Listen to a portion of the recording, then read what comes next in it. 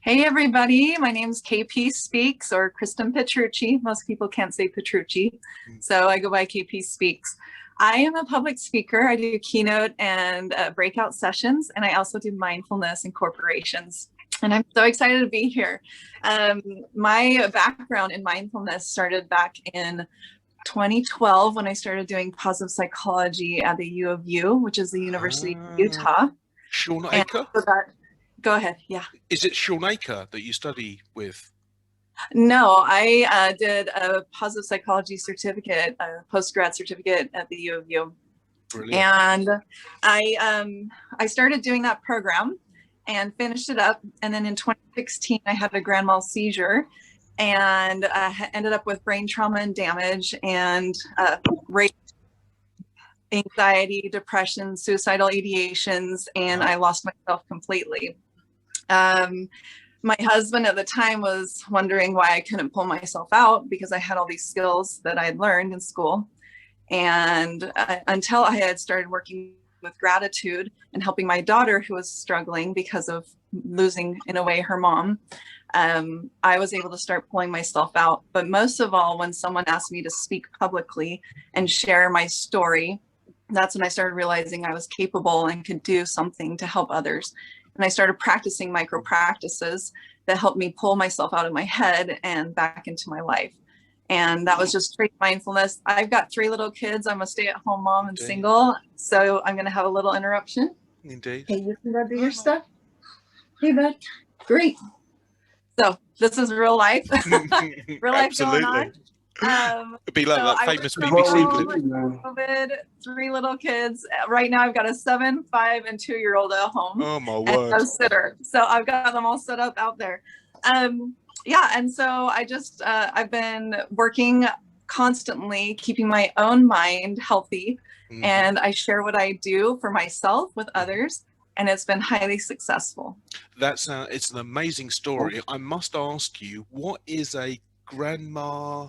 What did you describe it? I called it a grand mal seizure. It's called different things, but what it was about 5 minutes where I was convulsing, and then at the end I stopped breathing for a moment. Wow. My husband witnessed it, and I was sleeping at the time. And because I was sleeping, the brain waves and pathways that it took were different than what it would take if I was awake. And when I woke up, I couldn't remember my 2 youngest kids. That was one of them. He was 2.5 at the time. And I had a 7-month-old baby at the time. So I had to stop nursing immediately. I couldn't breastfeed anymore. There was a lot of loss. And my husband also struggled and suffered from PTSD because he thought I had passed away. He thought I had died.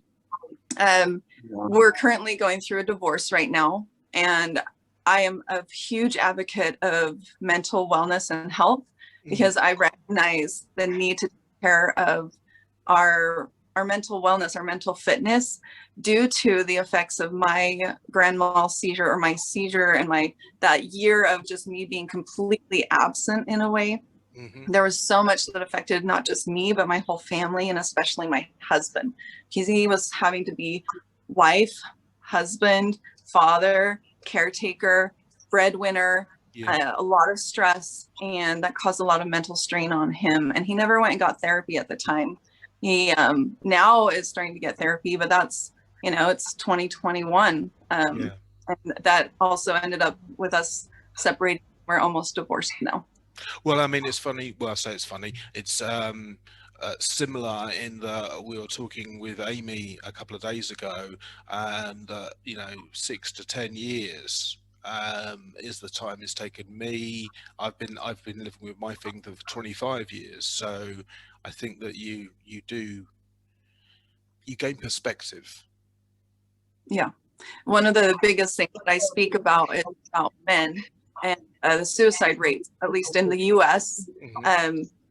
Every day, approximately 129 people die by suicide, and 93 of them are men. The majority of them are white collared in the age between around 40 in the 40s. Yep.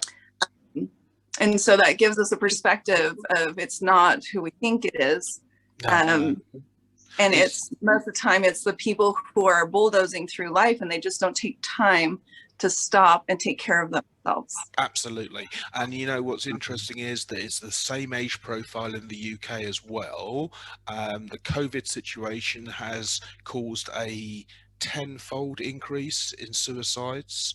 I'm now seeing homeless people on the street much more than before. And so, you know, what you've practiced and the progress you've made is fantastic. There's a great TED talk by a guy called Sean Aker, Achor, about the happiness advantage and positive psychology. And there's a great book as well called The Happiness Advantage, which I think you'd like. Is there something that you can tell people that will help them begin this journey? Absolutely. One of the greatest things that someone can do is, number one, hold on, knowing that the moment of despair will pass. So when they're in that moment of like, I just can't do it anymore, take a deep breath in, check in with the body, and just think about, am I safe? What can I do for myself at this moment? And hold on. Because I have a friend who, when he was in high school, tried to kill himself. He used a rifle. He survived, and he's so grateful he did. He's blind now because of the shot. Because of the shot. Right. But he's so grateful he's still alive. Even though he's, you know, he's deformed and he's blind and everything. Just holding on, get through the moment. And then the other is using gratitude. Gratitude softens everything. It expands, and it makes everything that's great even better, and it softens the disappointment, or it softens the hardness, the difficulties in life.